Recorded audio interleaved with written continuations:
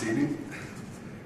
We're reporting to you an additional 39 cases of COVID-19, bringing the total now diagnosed to 24,876, 24876.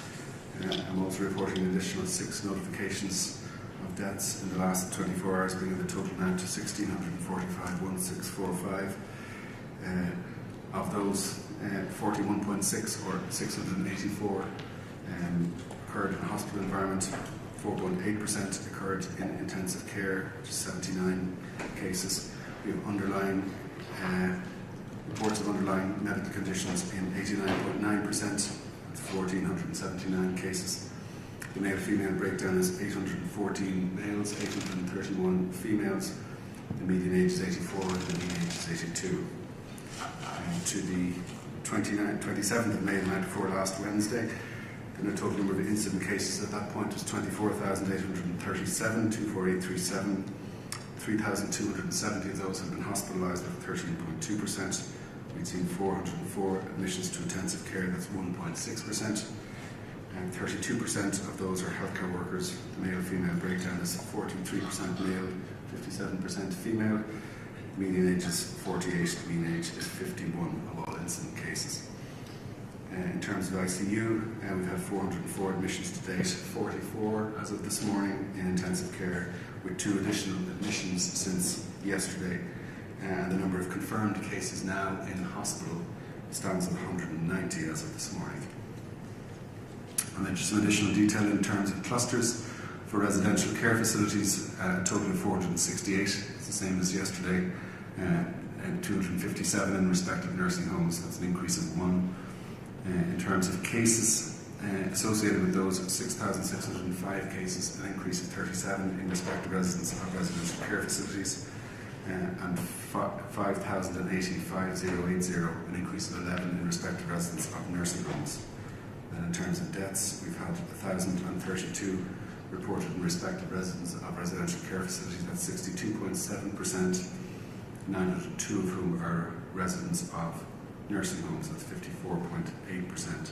And then in terms of place of death for those residents of those facilities who died, in terms of hospital deaths, 197 of the residential care facility residents who died, or 19.1%, occurred in a hospital environment.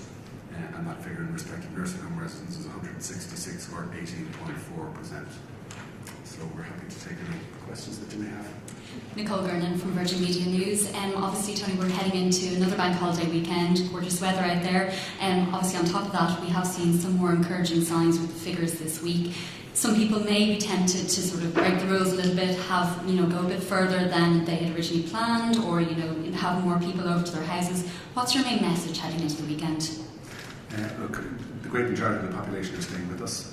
We're encouraging people to continue to stick with the public health advice. We're 2 weeks now, almost 2 weeks from the point at which we recommended the easing of restrictions that commenced last Monday week.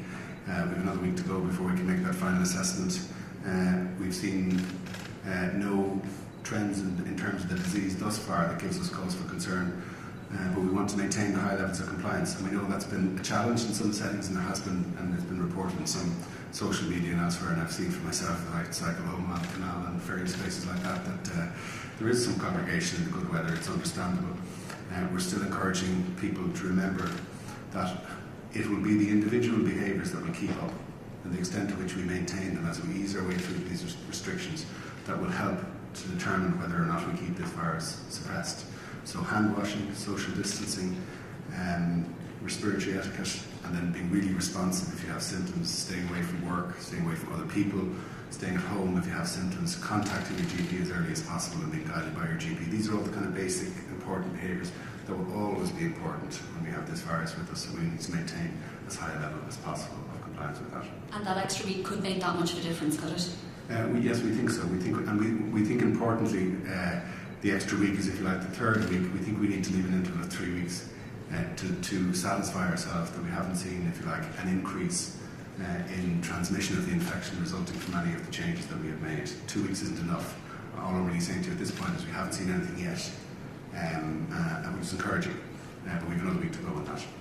And then just in relation to childcare that was brought up today, especially in relation to pod sizes, I suppose a lot of people might have thought that the play pods might have been a smaller size than has been indicated. Could you just give us a bit of an idea how this decision was reached to have the pod sizes the way they are, and also a little bit of reassurance for some parents who might be feeling a bit apprehensive about sending their children back to childcare? And we can understand the apprehension on the part of parents, and we think all of these things, all these measures, as we recommend any given measure, for easing in terms of restrictions or things to introduce that make things easier for people, and we hope this will be an important one, and colleagues in the Department of Children are planning the introduction of those arrangements based on the advice and guidance that we've given them. That we think any of these measures represent, if you like, calculated risks, but we think that the experiences, and we've taken reassurance, if you like, from what we've observed in other countries that have commenced earlier than us, arrangements in both in terms of childcare and in terms of return to schools, that there hasn't as yet been significant changes in the transmission of this disease resulting from those. So all of these things go into giving us a sense of assurance that it's an appropriate time now for us to signal that we could take this step, and we hope that will make things easier. We know that other work has got to be done around the mechanics and the operationalisation of this by the Department of Children and colleagues there to make this operational and to put this scheme in place for parents. But we think the guidance that's now been set out through the HPSC, and the HPSC is the part of the health system that provides tactical public health and medical guidance around the management of this disease and a range of other infectious diseases. They have over 200 different pieces of advice for various different purposes, have now provided the advice basis upon which these kinds of arrangements could be planned by the childcare sector. And the pod sizes, was that informed by international experience as well? It was an assessment of the evidence, international experience, and some judgment on the part of the people who put that together. And then just in relation to the private hospitals, the Taoiseach said today that the contract isn't going to continue, but they are going to have a sort of a step-in facility. I suppose, have you recommended how long this sort of step-in contract would last for? And also, could this provide a model for sort of future care as well? I do know about it, but just so you're clear, the arrangements in terms of the private hospital didn't form part of the work of NEFIT per se, beyond, of course, it being a very important part of our ability to have a capacity for a so-called surge. So when we go back to February, we, looking at what the experience was in other countries, knew that we had to have in place substantial hospital capacity and a particular intensive care capacity in the event that we had the kinds of experiences that many other European countries had in some of their larger cities and the hospitals there, and similar experiences that we saw in places like New York. If we were to have those, we would need substantially greater capacity than was immediately available to us, and a substantial amount of work was done by the HSE and colleagues here in the department to put that surge capacity in place such that we could have access to potentially up to 800 intensive care beds, whereas at the beginning of this we might have had less than 250 intensive care beds within the healthcare system. And the private hospital capacity was a very important part of all of that.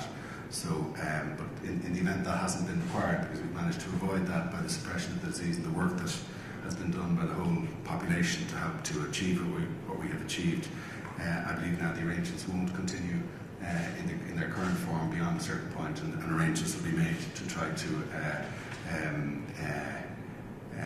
put an appropriate relationship beyond the current phase in place between the private hospital sector and the public hospital sector. Stephen Murphy from News Talk.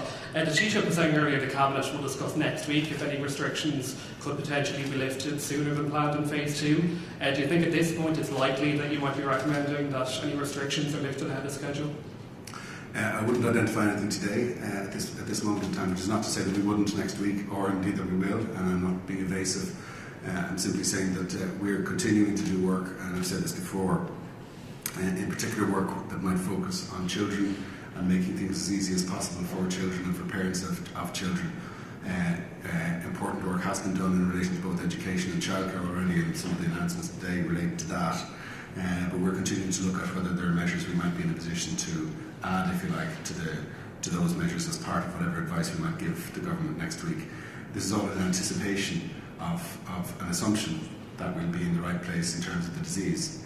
An assumption we're more confident about, but we can't be certain about until we get to the end of next week. So we'll formulate that advice finally on Thursday when we meet in NEFIT and make that advice available to the Minister for Health, who will bring that to Cabinet on Friday. But I suppose, all going well, those measures that relieve the burden on children in particular, is there any indication what that might be in Phase 2?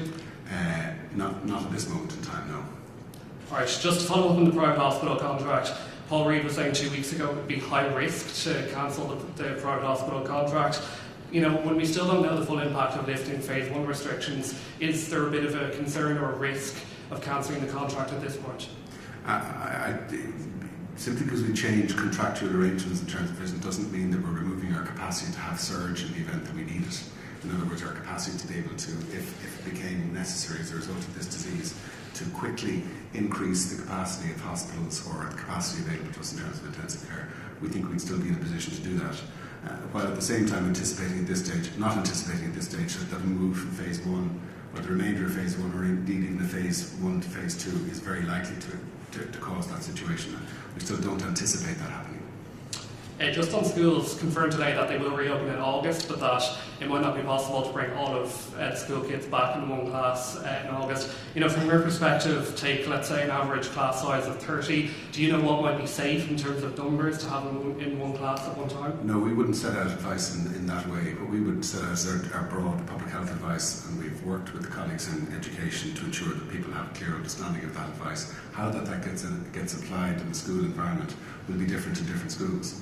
And there are physical dimensions to it. There are other questions that have to be taken into account by that sector. They know their sector, they know the schools in a way that we don't, and that's where they've come up with their own plans in relation to how they will implement and the timings around how they will implement that public health guidance. And just the nursing home expert panel, we know that they started their work this week.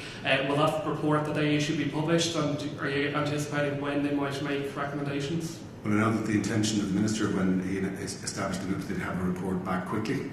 And indicated he'd like to report back from that group by the end of June, and then when the Minister's considered that, he'll decide when and how it'll be published. And just very finally, you were mentioning last night you're going to add a loss of taste and smell to the list of symptoms that you're waiting for ECDC guidance on that.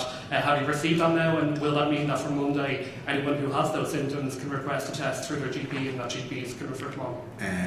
We have received the guidance. It was in line with what we anticipated, and we're making arrangements now with the colleagues in the HPSC to formally communicate that out through what we call algorithms to the GPs, and with the view to commencing that during the early part of next week. It won't be Monday. We're heading into the bank holiday weekend, as somebody has already said, so it won't be Monday. It may be more likely in the middle of the week. So I'd just add to that if people do have those symptoms and their GPs are concerned, they can still refer them for testing. So it doesn't mean you can't have a test, it just means it'll be added to the additional guidance. But if somebody has those symptoms and their GP feels they need testing, they can get it. Thank you. Good evening. Just wanted to ask something that Taoiseach said earlier today. He said that the vast majority of people would like to see the reopening of the country plan accelerated. Is his view? Do you believe that? That's not the view that you've expressed. Well, I didn't hear exactly what the Taoiseach said. But you're asking me about that statement. I'm sure the vast majority of the country would like to see things happening as quickly as possible, and I'd be one of them. The question for us is what is the appropriate timescale at which that can happen? We've set out a broad framework as to how, in advisory terms, we see that from a public health point of view, intervals of 3 weeks and various risk-based activities being introduced in succession according to the level of risk attaching to those over the 5 phases that we've set out. Specifically to accelerating the plan as close to as quickly as possible, that the vast majority of people would like to see that. You don't necessarily agree with that based on what you've said. Well, it's not that I don't agree with it. To my mind, what that sounds to me is an expression of what we'd all like to see. I'm sure if we asked people, we'd like that the virus wasn't here. The reality is we have this virus, we have a challenge with it. We've managed to suppress the spread of this infection in the community, and we're now at a point where we're starting what we think is an appropriately phased, risk-based reintroduction of economic, social, cultural and community activity. And we think we've set out the right broad framework and stages in that. But if there are parts of that from time to time that we believe either the evidence or experience that we're observing in other countries changes our assessment as to when something might be recommended for implementation. In other words, if it was to happen at a different point, then we would make that advice available. We've always said that this is not a rigid structure that prevents us from making that assessment. Okay. Just to the 5 kilometre restriction zone again came up again today in relation to problems it's causing for Olympians and preparing for the Olympics next year, for instance. The Fianna Fáil leader, Micheál Martin, repeated he can see no justification scientifically again for it. I know you were asked the other day about it, and I think your answer was along the lines that, well, it kind of backed up the message, the stay-at-home message. In terms of where we're moving, though, and you're talking about risk-based activities, it doesn't seem to be something that adds activity or adds behaviour or adds risk in that sense. Have we not moved to a different phase where the stay-at-home message? I mean, what is the justification risk-based wise for the 5 kilometre zone continuing? Well, because it's a short distance from where people live, and our message is still at the moment, in as much as possible, to stay at home. Although we have increased the amount of activity that we think is appropriate to recommend in terms of essential work, in terms of expanded retail activity, and in terms of the kind of social engagements we think are appropriate at this moment in time, being out and about, meeting with a limit of 4 people from different households and all of that, those things that you're familiar with. We think there are a reasonably still short number of exceptions to the overall message, which is a stay-at-home message.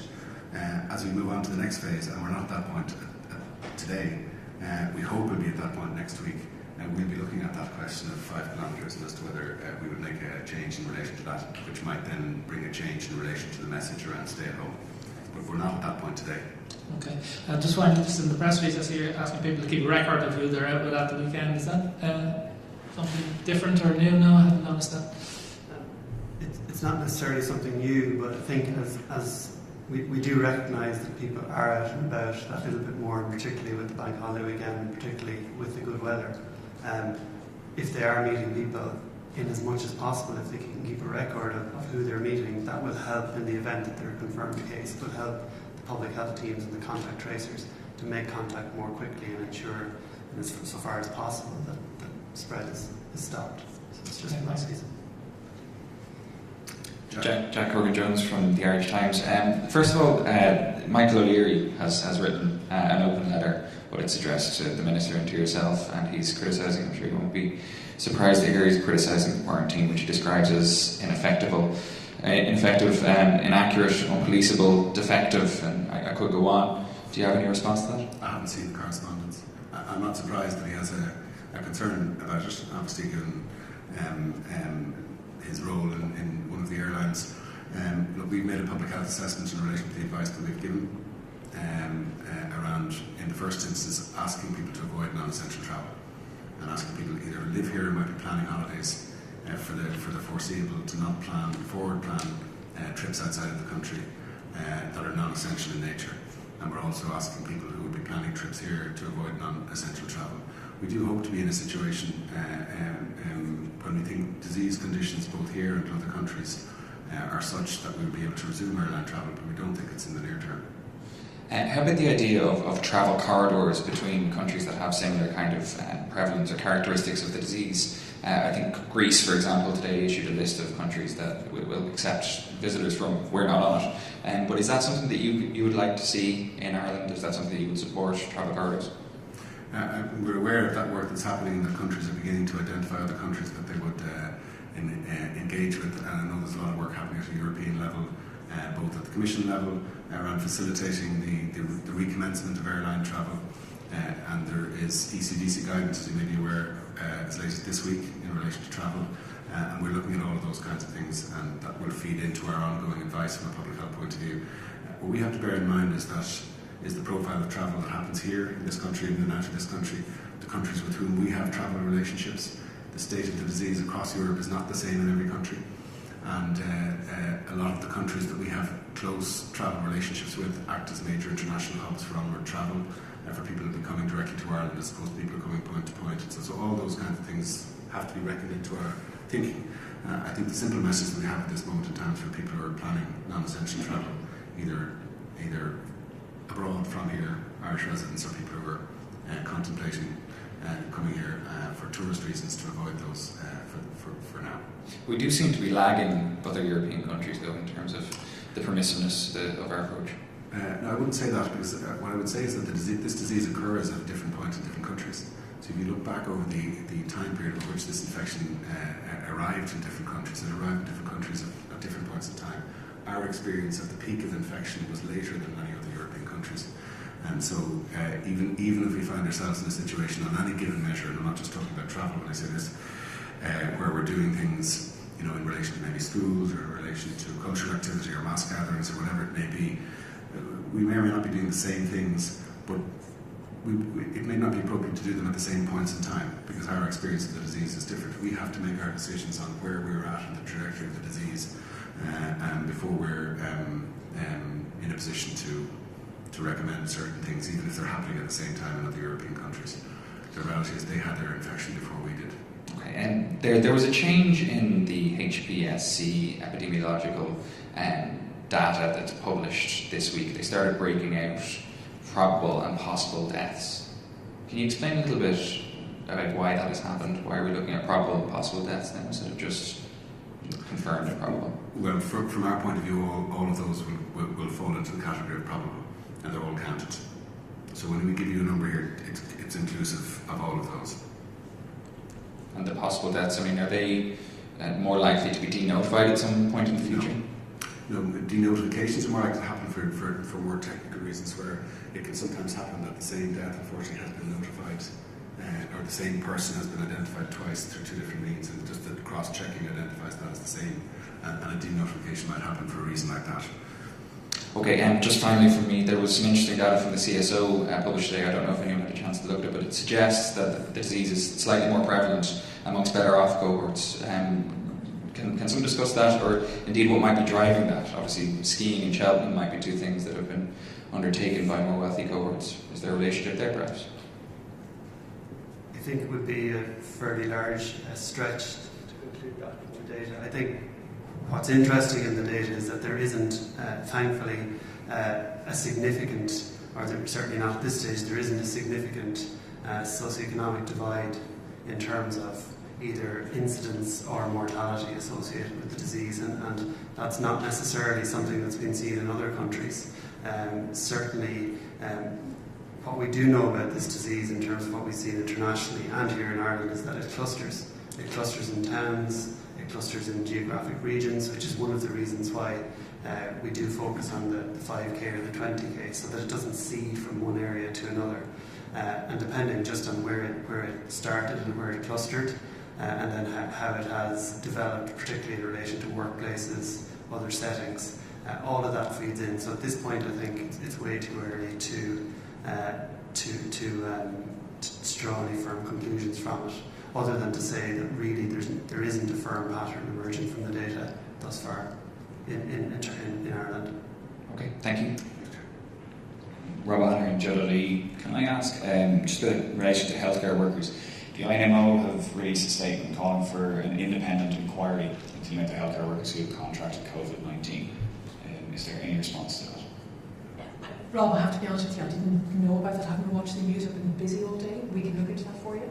Okay. Yeah, I'm sorry, I just didn't know about it. As part of their statement, they said that they've asked time and time again for the HSE to publish clear, detailed statistics on healthcare worker infection rates, and we have not received a satisfactory response. They're looking for information to determine how they would respond and where problem areas and staff were. Is that a fair assessment? Well, I think we've fairly detailed knowledge of healthcare workers and the percentage of how the breakdown is working in terms of nurses, doctors, and other healthcare workers. None of that information is there. I don't think they're talking about the specific stuff that's said at the daily press conference in terms of those breakdowns. I think they mean more about specific areas within hospitals where infection rates have been higher. They've looked for that information, they haven't gotten it. Okay, I'll have to follow up on that for you. Yeah. Can I ask, Dr. Gillen, have the NEFIT minutes been published? So we have brought up to date, as of our meeting yesterday, all minutes, including 22nd of which is last Thursday, I think. Yeah. So we've approved all of those. I can't actually tell you that they've been physically published on the website, but they've been cleared through NEFIT. If they haven't been published yesterday evening, they'll have been published this evening. But they have been cleared by NEFIT, yes. Yeah. And just finally from myself, I'm just following up on that request I made last couple of days for direct provision testing figures. I know there's been different representatives in the HSE each of the days, but if we had those figures. And if you hang on 2 seconds, I may have it here. I'll try to. Yeah, no problem. You'll still be here. I will. Yeah, I'll come back to you. Thanks, Rob. Hi, I'm McGrath from the Journal.e. Just on the schools again. Will you set out any kind of, I guess, protocol or guide for parents and for pupils so they know, I guess, when schools might have to close again in the event of a second wave or a spike in infection? So I guess, what would you have to see in the community regarding COVID-19 to recommend closing schools again? We're jumping a little bit forward. I mean, and I'm not suggesting an entirely hypothetical situation, but ultimately any decision so the decision we took in mid-March was in relation to school activity across the board. But if we found ourselves, and I'm assuming this is the implication of your question, if there was a challenge in a local area or in a local school and so on, what might happen? It would be entirely in the context of the public health assessment that would be done in relation to that school. And schools are not the same as each other, as you know. And what might be appropriate in the context of one school might be different to what would happen in a different school. The other thing to point out is that we know a lot more about the transmission of this infection in school environments and school-aged children, and will do so by the time we get to, if the schools are not resuming fully until the autumn time. By the time we get to there, than we did back in February, that the world knew, if you like, in relation to transmission and severity in relation to schools. All of those kinds of factors will be taken into account in whatever decision is taken in respect of an individual school. So it's more of a case-by-case basis. Absolutely, and that's appropriate. That's the public health assessment. So there are local public health teams within our public health departments that will respond to local, if it was a cluster or an outbreak or an individual case that occurred in a particular setting, and would determine what needed to happen locally. Okay, and then just actually on Greece, mentioned there earlier, like its list of countries. Do you know why Ireland is not on that list of countries? Do you have any reason to suspect why it might not be on that list? And then also, was there any communication between Greek and Irish health officials? No communication between Greek and health officials, Greek and Irish health officials that I'm aware of. And I can't honestly tell you what Greece would have used as its criteria in relation to this. I do know that the rate of infection will be the kind, I can imagine, will be one of the kinds of things that countries would take into account in this situation in general terms. Our rate of infection might look apparently high in relation to other countries. We're testing at a much, much higher level. In fact, we have a much higher assurance than many European countries have about the level of infection that we're experiencing, because although we've had a challenge from time to time in relation to testing capacity, we have been testing as much as possible. We're now also testing contacts of cases in relation to when we identify contacts as part of our response to easing of measures. There are very few countries, including Greece, that are able to do that. And would you possibly go back to Greece and tell them that actually this is the reason that they're concerned? We have no intention to do that at the moment, because our advice to our citizens is to avoid non-essential travel to all countries, including Greece. Okay, thanks. Thank you. Hi, Dr. Orla O'Donnell from RTE News. Just in relation to the children, and I know you're reluctant to jump the gun on that, but they're now facing another 3 months of being off school and off everything else, and I from personal experience and wider experience, they're finding it hard, both primary and secondary children. Can you give them any crumb as to what might you be thinking of in terms of measures? Could there summer camps be open, sports camps, anything like that? So I don't want to, you'll understand, or be drawn on, because ultimately what we're doing is making assessments in relation to public health, giving advice to the relevant departments, and we are in discussion with a number of departments in respect of exactly these things. We did identify this ourselves as a priority for us to see were the things that we could do along the lines of the kinds of things you're suggesting. We're making those kinds of assessments. Ultimately, the status of that will be advice that we will formulate based on those engagements. We'll make that advice available to government. We'll have to make the necessary decisions based on not only our public health considerations, but a range of other considerations, economically and socially and educationally and so on, that they will have available to them next Friday. So I would be anticipating, I wouldn't just be jumping the gun to tell you what we're thinking of advising, I'd be jumping the gun to tell you what the government will decide, and I'm not in a position to do that. Would it be fair to say maybe outdoor sports might be one area that might be looked at? So we're looking at everything, and we're in contact with a number of other departments that are relevant in terms of a range of activities, including the Department of Sport. Is there a need for somebody on the National Public Health Emergency Team with a particular expertise, do you think, in child psychology or children's issues or children's welfare? Well, we think that we're in touch with the relevant departments. So we're in touch with the Department of Children, for example, in relation to their both responsibilities in general terms and their schemes and the schemes that they operate, with the Department of Education, with the Department of Sport, as I mentioned. They know those kinds of sectors.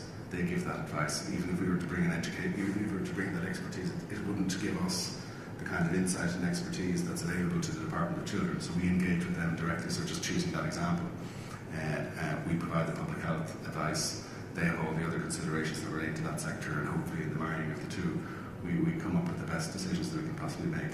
And just finally, is there anything at all in the figures or in the hospitalisations or anything like that that's giving you any cause for concern as we go through the second week of the easing restrictions? No, not at this moment in time. We've been kind of clear enough, and as we get them, even when we have, I think the night before last, we had a small increase up to 5 admissions to intensive care, 15 to hospitals overall, and that gave us a slight cause for concern. The following day, we were saying we hadn't seen that. So we'll report to you if we have any concerns at all. At this moment in time, there's nothing in relation to the overall progress of the disease that's giving us cause for concern. But I'd say, again, it's too early for us to make the conclusion that for sure we will be in a position to lift those restrictions at the end of next week. But there's no reason to believe at this moment in time that we won't be able to do that.